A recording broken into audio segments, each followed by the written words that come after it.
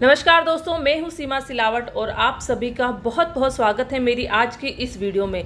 दोस्तों, आज बहुत ही इंटरेस्टिंग टॉपिक पर हम चर्चा करेंगे।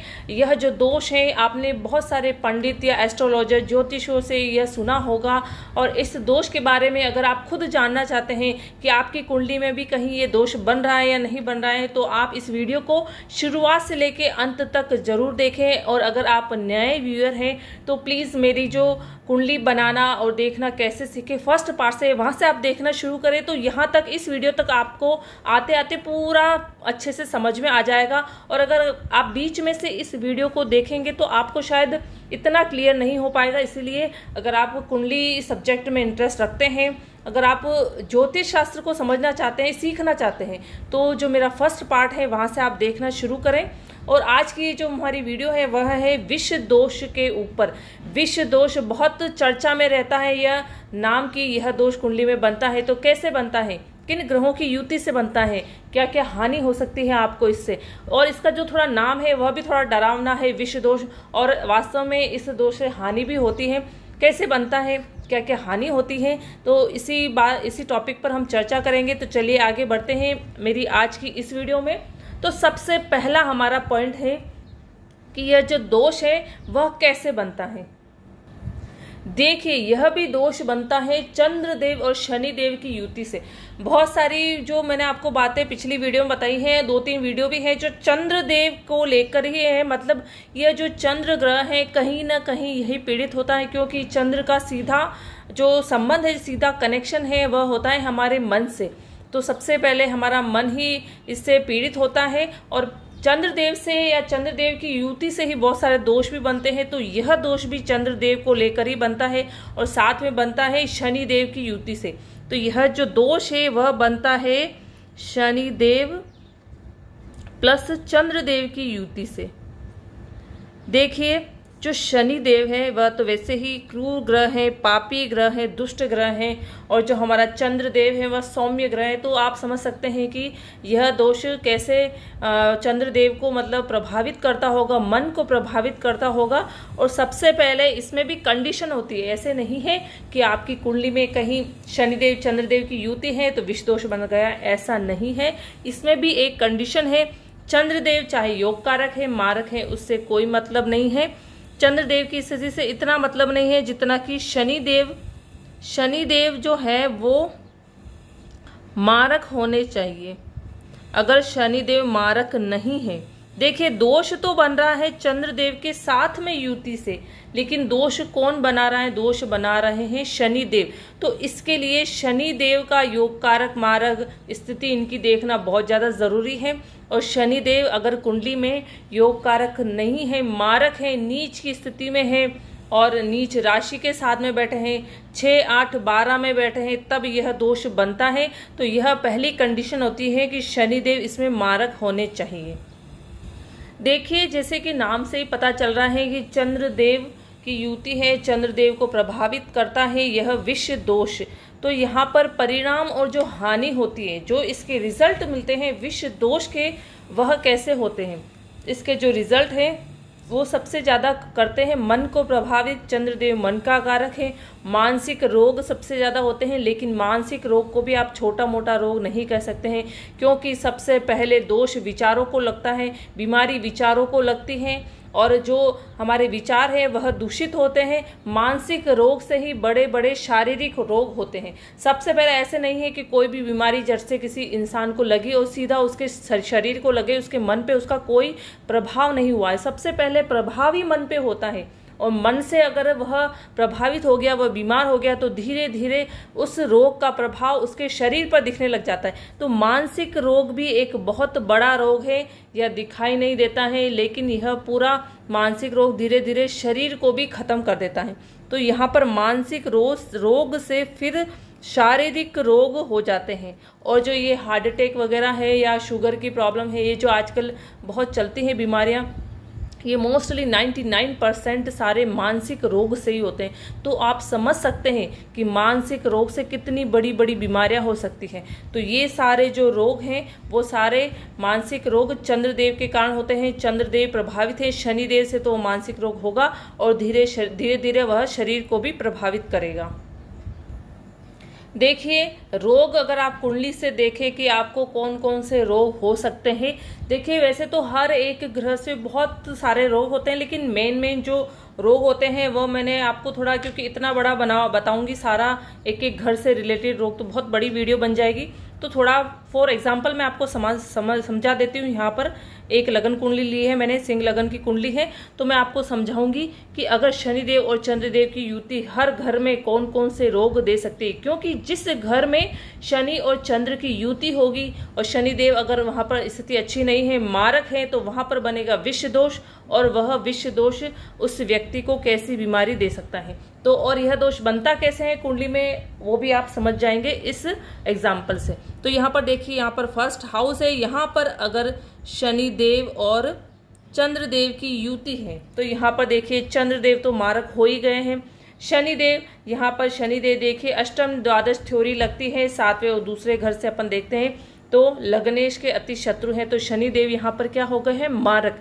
तो यहाँ पर इस हाउस में, पहले हाउस में हमारा बना है विष दोष, तो यहाँ पर अगर विष दोष बनता है तो इस लगन कुंडली के अकॉर्डिंग उस जातक को क्या प्रॉब्लम हो सकती है, मानसिक रोग होगा, सिर दर्द होगा, क्योंकि फर्स्ट हाउस ही हमारा लग्नेश है, हमारा खुद का शरीर है, और इससे हमारा जो मस्तक है, सिर है, वो भी देखा जाता है।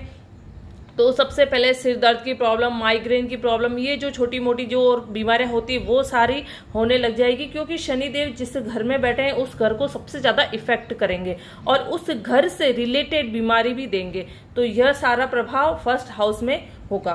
फिर देखते हैं सेकेंड हाउस में शनिदेव और चंद्रदेव की देखिए युति है, तो यहाँ पर भी शनिदेव जो लग्नेश के अति शत्रु हैं, तो यहाँ पर शनिदेव हो गए मारक, चंद्रदेव मारक है, दोनों ही मारक हो गए हैं, तो यहाँ पर भी यह दोष बनेगा शनिदेव और चंद्रदेव की युति से विष दोष।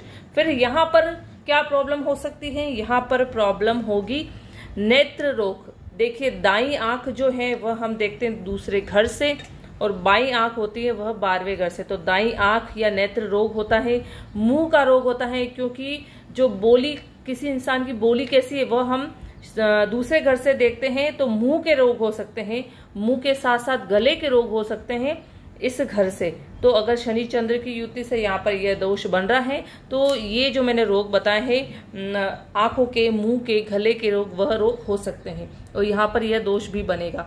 थर्ड हाउस की अगर हम बात करें तो यहाँ पर शनिदेव और चंद्रदेव की युति है, तो देखिए यहाँ पर शनिदेव की चंद्रदेव की युति है, तो यहाँ पर भी अष्टम द्वादश थ्योरी से शनिदेव मारक हुए हैं और चंद्रदेव तो मारक है ही, लेकिन 7 नंबर तुला राशि के साथ में शनिदेव हो जाते हैं उच्च के।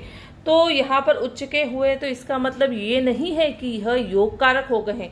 देखिए, जब भी कोई उच्च का ग्रह, जब भी कोई मारक ग्रह उच्च का हुआ है, यहाँ पर एक मारक ग्रह है जो उच्च का हुआ है, तो मारक ग्रह जब भी उच्च का होता है तो वह और भी भयानक, और भी डबल स्पीड से, डबल पावर से नेगेटिव रिजल्ट देता है। तो इस कुंडली में भी ऐसा ही होगा, यहाँ पर भी नेगेटिव रिजल्ट 4 से मिलेंगे, तीसरे हाउस। और तीसरे हाउस में देखिए, यह जो तीसरा हाउस है, तीसरे हाउस से उसको प्रॉब्लम क्या हो सकती है, दायां कान। देखिए, दायां कान यहाँ से देखते हैं तीसरे घर से, बायां कान 11th हाउस से देखते हैं, तो दाएं कान में प्रॉब्लम हो सकती है। दांतों की प्रॉब्लम देखनी है तो भी थर्ड हाउस से देखते हैं, होठ की कुछ भी प्रॉब्लम हो तो भी थर्ड हाउस से देखते हैं। तो इस घर से रिलेटेड ये प्रॉब्लम उस जातक को हो सकती है। फिर बात करते हैं हम फोर्थ हाउस की। यहाँ पर शनिदेव और चंद्रदेव की युति है, तो चंद्रदेव देखिए मारक है, शनिदेव भी अष्टम द्वादश थ्योरी के अकॉर्डिंग मारक हो गए, तो विष दोष चौथे घर में भी बनेगा। और क्या क्या प्रॉब्लम दे सकता है, हृदय रोग दे सकता है, लीवर की प्रॉब्लम जो हम चौथे घर से देखते हैं, तो ये सारी प्रॉब्लम उस जातक को दे सकता है। फिर बात करते हैं फिफ्थ हाउस की। फिफ्थ हाउस में अगर शनिदेव और चंद्रदेव की युति बनती है, तो यहाँ पर भी देखिए चंद्रदेव मारक, शनिदेव फिर मारक ही हो गए, विष दोष बन रहा है पांचवें घर में। तो पांचवें घर से रिलेटेड क्या क्या प्रॉब्लम हो सकती है, पांचवें घर से देखते हैं पेट की प्रॉब्लम, जो पाचन तंत्र होता है वह हम पांचवें घर से देखते हैं। तो पेट की प्रॉब्लम, पाचन तंत्र से संबंधित प्रॉब्लम पांचवें घर से हो सकती है, क्योंकि इस घर में यह दोष बन रहा है। फिर बात करते हैं हम छठे घर की। यह तो वैसे ही रोग, ऋण, शत्रु, दुर्घटना का घर है, त्रिक भाव है।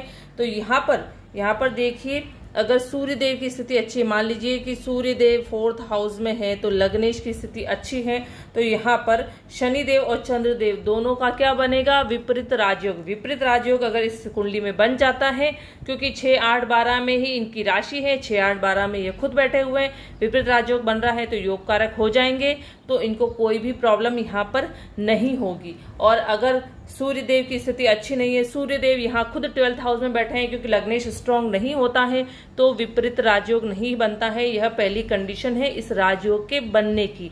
तो यहाँ पर देखिए फिर यह दोष बनेगा, लेकिन शनिदेव खुद के घर में है, इतनी बड़ी प्रॉब्लम नहीं होगी, लेकिन फिर भी यह दोष तो बनेगा, थोड़ी बहुत तो प्रॉब्लम होगी ही। तो 6th हाउस से हम कौन सी प्रॉब्लम देखते हैं, आते और कमर दर्द, वो हम छठे घर से देखते हैं। वैसे बहुत सारी प्रॉब्लम होती है, लेकिन एक एक दो बीमारी मैं आपको बता रही हूँ आपको समझाने के लिए, तो इस घर से रिलेटेड वो प्रॉब्लम हो सकती है। फिर बात करते हैं हम 7th हाउस की। यहाँ पर शनिदेव और चंद्रदेव की युति बन रही है। चंद्रदेव तो मारक हैं, लेकिन शनिदेव भी मारक तो हैं, लेकिन खुद के घर में इतनी प्रॉब्लम नहीं करेंगे। थोड़ा बहुत दोष बनेगा, थोड़ी बहुत प्रॉब्लम तो होगी ही, क्योंकि मारक है शनिदेव, सम है फिर भी। तो यहाँ पर 7th हाउस से रिलेटेड क्या क्या प्रॉब्लम देख सकते हैं शनिदेव। यह घर जो है वह उस घर से देखे जाता है मूत्र मार्ग। अगर इस अंग से रिलेटेड कोई भी आपको प्रॉब्लम है, तब यह शनिदेव और चंद्रदेव की युति यहाँ पर है, तो 7वें घर से रिलेटेड ये प्रॉब्लम आपको हो सकती है। फिर बात करते हैं हम 8th हाउस की। तो यहाँ पर है शनिदेव और चंद्रदेव की युति। तो देखिए यहाँ पर वही बात है, अगर लग्नेश स्ट्रांग है तो विपरीत राजयोग बनेगा, तो यह विष दोष नहीं बनेगा। और अगर लग्नेश स्ट्रांग नहीं है तो यह दोष, अगर लग्नेश स्ट्रांग नहीं है तो यह दोष बनेगा, तो यह दोष बनेगा। तो फिर यहाँ पर वही है बात है कि शनिदेव भी मारक है, चंद्रदेव भी मारक है। और 8वें घर से क्या प्रॉब्लम देखी जाती है, 8वें घर से जो गुप्तांग की प्रॉब्लम होती है वह सारे देखे जाते हैं। इस टॉपिक से रिलेटेड प्रॉब्लम हो सकती है। फिर बात करते हैं हम 9th हाउस की। 9th हाउस में देखिए शनिदेव और चंद्रदेव की युति है। तो शनिदेव तो यहाँ पर देखिए नीच के हो गए हैं, मेष राशि के साथ में शनिदेव नीच के हो गए। तो सोचिए आपकी कोई पापी ग्रह है, अगर वो नीच का हो जाता है तो वो कितना पावरफुल नेगेटिव रिजल्ट दे सकता है। तो यहाँ पर अगर देखिए मंगलदेव मान लीजिए यहाँ पर बैठे हैं, तो मंगलदेव की दृष्टि से यहाँ पर मंगलदेव चाहे यहाँ बैठे हैं, मंगलदेव अगर यहाँ बैठे थे 1, 2, 3, 4, मंगलदेव की चौथी दृष्टि से यहाँ पर शनिदेव का अगर नीच भंग हो जाता है तो यहाँ पर शनिदेव योग कारक हो जाएंगे नीच भंग राजयोग से, तो यह दोष नहीं बनेगा। लेकिन अगर नीच भंग राजयोग नहीं बन रहा है, मंगलदेव यहाँ नहीं है, किसी भी नीच भंग राजयोग यहाँ पर अप्लाई नहीं हो रहा है, नीच भंग नहीं हो रहा है शनिदेव का, तो यह यहाँ पर पावरफुल विष दोष बनेगा। और क्या क्या प्रॉब्लम हो सकती है उस जातक को, तो वो देखिए 9th हाउस से होती है हिप्स और जांघों की प्रॉब्लम, तो ये प्रॉब्लम उस जातक को हो सकती है। फिर बात करते हैं हम 10th हाउस की, वह है शनि और चंद्रदेव की युति यहाँ बन रही है। तो शनिदेव भी मारक, चंद्रदेव भी मारक, यह दोष भी यहाँ बनेगा। और क्या क्या प्रॉब्लम हो सकती है 10वें घर से, 10वें घर से हो सकती है घुटने जोड़ों का दर्द, ये प्रॉब्लम हो सकती है जब भी शनिदेव की दशा अंतरदशा चलेगी, शनिदेव या चंद्रदेव की। क्योंकि देखिए जब भी कोई दोष योग बनता है तो उस ग्रह की दशा अंतरदशा में और भी उसको पावरफुल रिजल्ट मिलते हैं। फिर बात करते हैं 11th हाउस की। यहाँ पर शनिदेव और चंद्रदेव की युति है। तो यहाँ पर देखिए वही है कि शनिदेव मारक है, चंद्रदेव भी मारक है, विष दोष बन रहा है। तो यहाँ पर 11th हाउस से रिलेटेड क्या क्या प्रॉब्लम हो सकती है, वो है बायां कान, घुटने के नीचे का पैर, मतलब पिंडलियां जो होती हैं वो हम देखते हैं 11th हाउस से, और जो बायां कान है वो इससे। तो इन दोनों अंगों से रिलेटेड प्रॉब्लम हो सकती है। लास्ट में है हमारा 12th हाउस। यहाँ पर शनिदेव और चंद्रदेव की युति है।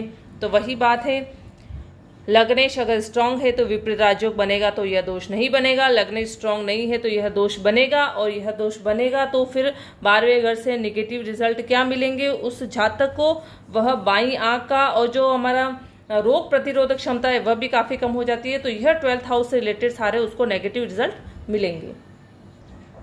देखिए विष दोष के बारे में आपने समझ लिया है, कैसे बनता है कुंडली में, वो सारा आपको समझ में आ गया है मैटर। अब क्या करना चाहिए आपकी कुंडली में अगर बन रहा है, डरने की कोई बात नहीं है, क्योंकि अगर समस्या है तो समस्या का निवारण भी है, बस सही निवारण आपको पता होना चाहिए। तो उपाय में क्या हो सकते हैं इसके उपाय? सबसे पहले है बीज मंत्र। बीज मंत्र का तो कोई तोड़ ही नहीं है। बीज मंत्र कीजिए आप। कोई भी पापी से पापी ग्रह है, नीच से नीच ग्रह है, उसकी स्थिति कितनी ही बुरी हो आपकी कुंडली में, तभी वह शांत हो जाएगा। आप रोज उनका स्मरण करेंगे, रोज उनको नमन करेंगे, रोज उनके बीज मंत्र करेंगे तो वह शांत होंगे और आपको नेगेटिव रिजल्ट देना बंद कर देंगे। तो बीज मंत्र कर लीजिए आप।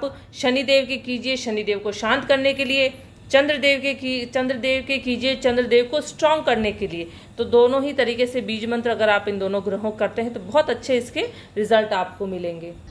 फिर है कि आप रुद्राक्ष धारण कीजिए। देखिए रुद्राक्ष आप शनिदेव के भी रुद्राक्ष धारण कर सकते हैं। शनिदेव को शांत करने के लिए, बैलेंस करने के लिए 7 मुखी रुद्राक्ष, ठीक है।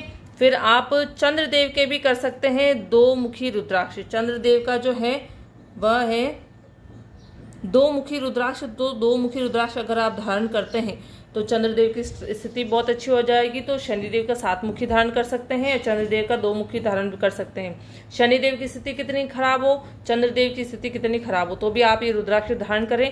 रुद्राक्ष से कभी किसी को हानि नहीं हुए है और रुद्राक्ष से हमेशा अच्छे और पॉजिटिव रिजल्ट ही मिलते हैं।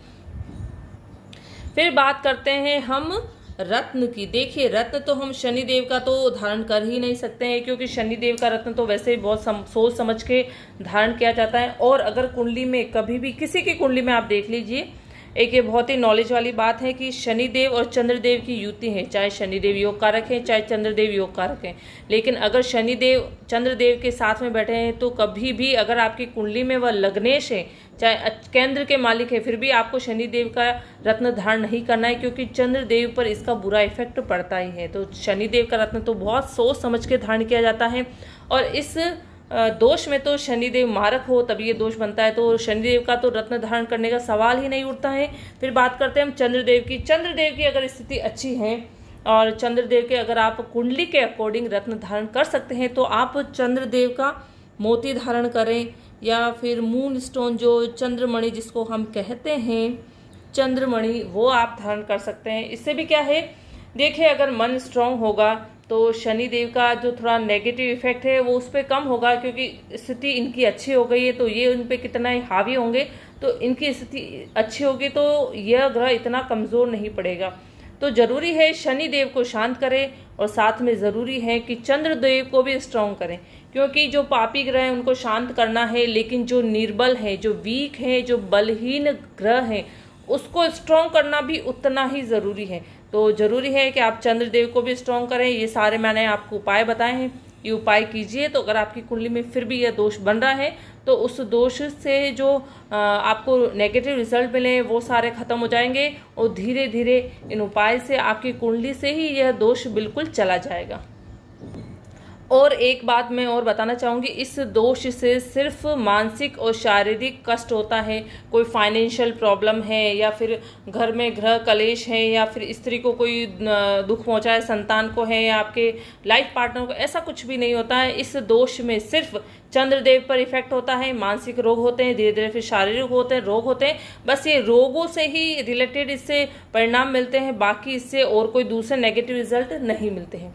तो दोस्तों आज की ये आपको वीडियो कितनी अच्छी लगी, कितनी समझ में आई है, आप मुझे प्लीज़ कमेंट बॉक्स में कमेंट ज़रूर करें। कोई भी डाउट हो तो मुझे आप कमेंट बॉक्स में कमेंट करके पूछ सकते हैं। अगर आपने मेरी वीडियो को सब्सक्राइब नहीं किया है तो प्लीज़ मेरी वीडियो को अभी सब्सक्राइब करें और लाइक करें और मेरी इस वीडियो को आगे तक पहुंचाएं और शेयर ज़रूर करें। Okay, thank you.